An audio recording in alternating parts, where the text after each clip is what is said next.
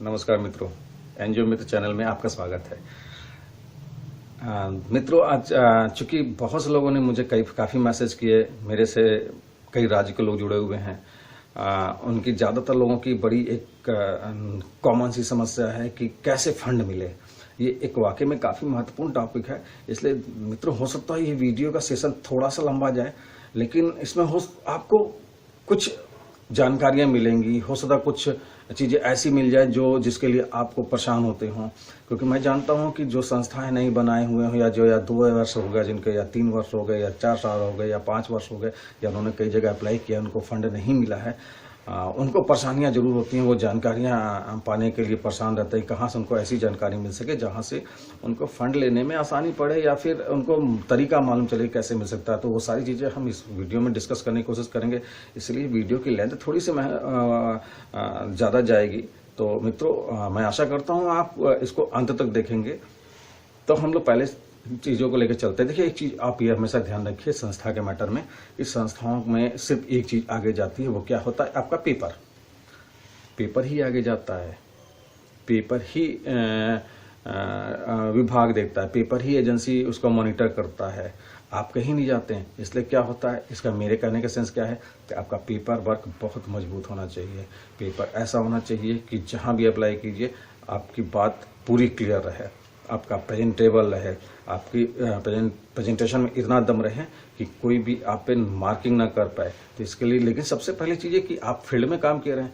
और एक और बात मैं कहना चाहूँगा कि हमेशा आप प्रोजेक्ट वहाँ पे लगाएं या फंड के लिए वहाँ लगाएं जिस चीज़ में आप लगता है कि आपने अच्छा काम किया हो या आगे पास एक अच्छा खासा अनुभव हो, तो वो आपको बताएगा। आपका प्रोग्रेस रिपोर्ट, आपकी एनुअल रिपोर्ट, आपकी बैलेंस शीट, आपने जैसे मान लिया मैं एक उदाहरण के बेस पे काम करता हूँ कि जैसे आपको लगाना है कि महिलाओं के लिए एक ट्रेनिंग प्रोग्राम, तो आपने ये देखना है सबसे पहले कि आप महिलाओं के ट्रेनिंग प्रोग्राम में क्या काम किए हैं।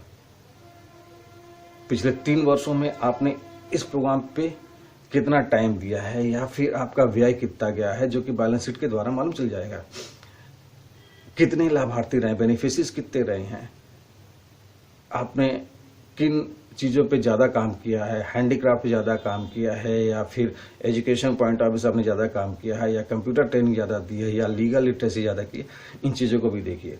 फिर उस विषय पे आप भी देखिए आपको फंड के लिए कौन सी एजेंसी में अप्लाई किया जा सकता है। मेरे कहने का मतलब यह है कि आपका पेपर पूरी तरीके से सपोर्टिव होना चाहिए। ये नहीं कि हमने महिलाओं के लिए काम किया और फिर हम चले गए विकलांग निदेशालय में प्रोजेक्ट लेने के लिए। जाहिर सी बात है वो आपको एंटरटेन नहीं करेंगे, क्योंकि आपके पास वैसा अनुभव नहीं है। तो इन चीजों को हमेशा ध्यान रखिए। 3 वर्ष पूरे होने का मतलब ये नहीं कि आपकी एलिजिबिलिटी हर जगह बन जाती है। निश्चित रूप से एलिजिबिलिटी बनती है, लेकिन क्या वाकई में जो उनका मानक है या उनका जो नॉर्म्स है उसको आप फुलफिल कर रहे हैं, ये ध्यान देने वाली बात है। अगर आप फुलफिल नहीं कर रहे हैं तो आप वहां पे अप्लाई मत कीजिए, क्योंकि अप्लाई करने के लिए आपको उनके नॉर्म्स या उनके मानक को फुलफिल करना होगा। तो आपने, जैसे मैंने अभी बताया, आपने मान लिया सेलेक्ट कर लिया कि महिला कल्याण या महिला से संबंधित ट्रेनिंग का प्रोग्राम, तो आप उनके विभाग से संपर्क करते हैं, या फिर आप उनके वेबसाइट पे जाते हैं। वहाँ से आपको गाइडलाइन मिलती है, या आपको जो फंडिंग के जो पॉइंट्स होते हैं कि वो किस किस विषय पे फंड देते हैं, ये दिखाई देता है। उसके कंसर्न में आपको जो है गाइडलाइन मिलती है। उस गाइडलाइन को आप देखिए, प्रॉपर तरीके से देखिए, अच्छी तरीके से समझने की कोशिश कीजिए।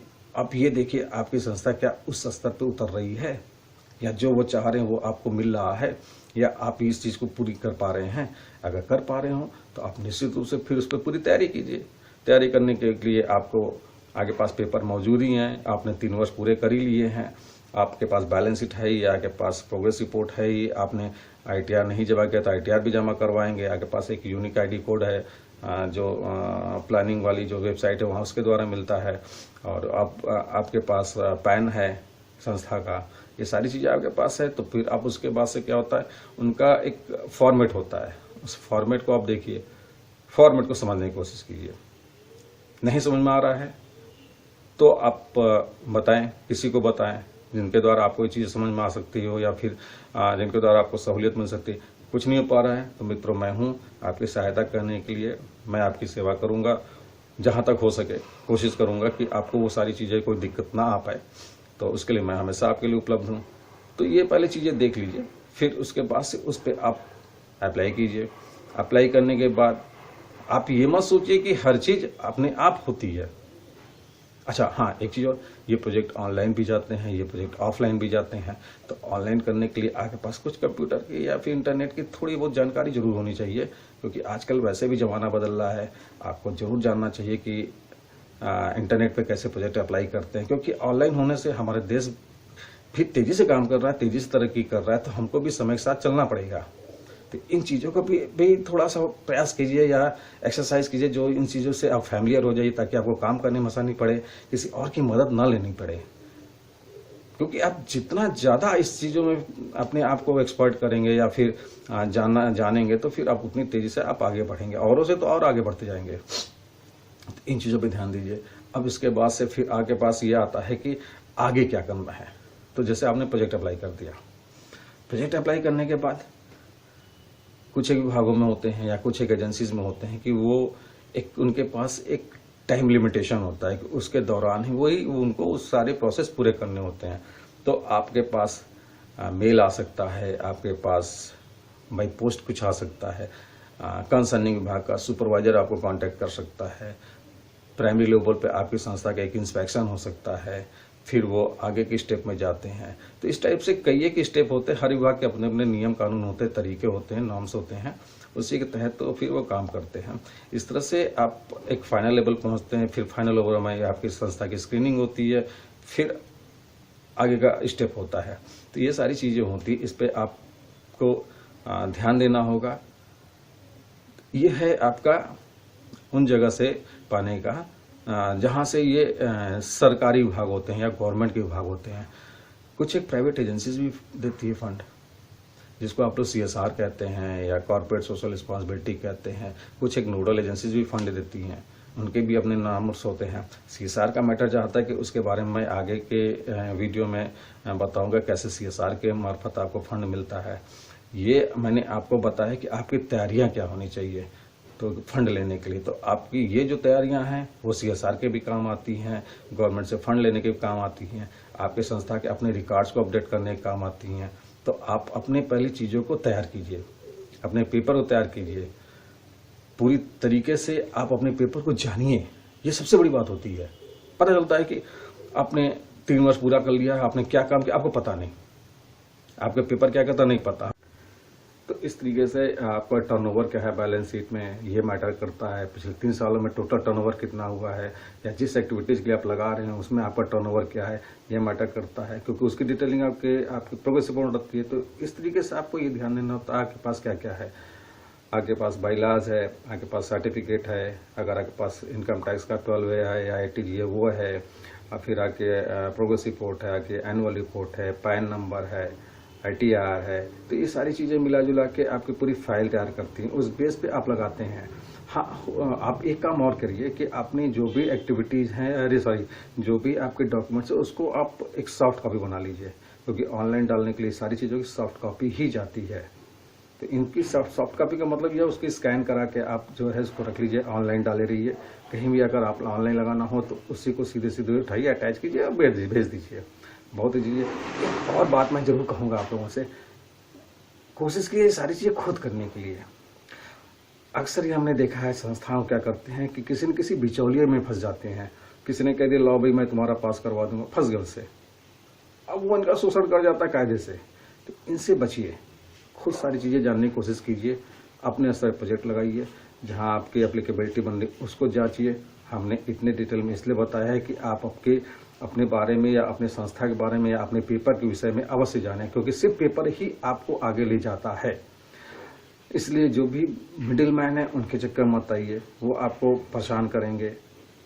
हो सकता है उनसे आशा आपने बना रखी, हो सकता है आपकी आशा टूटे। तो खुद जानिए, खुद मजबूत बनिए, चीज़ों को समझिए। कहीं आपको सहायता मिलती है किसी से के द्वारा जो आपका सीनियर हो, या फिर वो आपको चीज़ें और अच्छे से बता सकते, उनसे सहारा लीजिए। हो सके तो अगर मेरे से कुछ भी आपको छोटी मोटी जो भी मदद मिल सकती है, आप कोशिश की हो सकता हूँ मैं उन चीज़ों को आपको बता पाऊँ। तो यही सारी चीज़ें हैं जिस बेस पे किसी भी संस्था को फंड मिलता है, अन्यथा और कोई चीज़ नहीं होती है। ऐसा नहीं है कि किसी जिस संस्था ने फंड पा लिया उसने कुछ अजीबोगरीब तारे तोड़ लाए हों या फिर कुछ और कुछ कर लिया, ऐसा कुछ नहीं होता। क्या होता है, उनका पेपर मजबूत होता है। इसलिए मित्रों, पेपर पे अवश्य ध्यान दें, पेपर ही आपको आगे लेके जाएगा। तो ये सारी चीज़ें हैं किसी संस्था को खड़ा करने के लिए या फंड लेने के लिए, ये आपको हर जगह मजबूत रखेगा। खूब कायदे से अपने पेपर्स को तैयार कीजिए। आपकी एनुअल रिपोर्ट, बैलेंस शीट सारी बहुत अच्छी तरीके से होनी चाहिए, प्रोफाइल अच्छी होनी चाहिए, आपका प्रेजेंटेशन एक अच्छा होना चाहिए। इन सारी चीज़ों पे काम कीजिए, फंड जरूर मिलेगा। और कोशिश कीजिए, कहीं भी ऐसा नहीं होता है कि ना, ऐसा नहीं मैं कह रहा हूँ कि एक बार लगाएंगे आपको कामयाबी मिल जाए, लेकिन इसका मतलब नहीं कि आप नाकामयाब हो गए। इसका मतलब ये नहीं, अगर आप चीज़ें अच्छे से रख रहे हैं, आपने काम किया है और आप चाह रहे हैं, कंसर्निंग एक्सपीरियंस के बेस पे चाह रहे हैं, जरूर फंड मिलेगा। सरकार भी सपोर्ट करती है, एजेंसीज भी सपोर्ट करती है, नोडल एजेंसीज भी सपोर्ट करती है। तो यही सारी चीज़ें हैं मित्रों, यही सारी चीज़ें मैं आपको बताना चाह रहा था, जिसके माध्यम से हो सकता हो कि आपको कुछ मदद मिल सके। अगर आपको कुछ भी थोड़ी बहुत मदद मिली हो तो मुझे बहुत अच्छा लगेगा। और आप कोई भी दिक्कत हो जरूर कांटेक्ट कीजिए। तो उम्मीद है आपको ये वीडियो पसंद आएगा। अगले वीडियो में किसी और सब्जेक्ट पर बात करेंगे। नमस्कार, जय हिंद।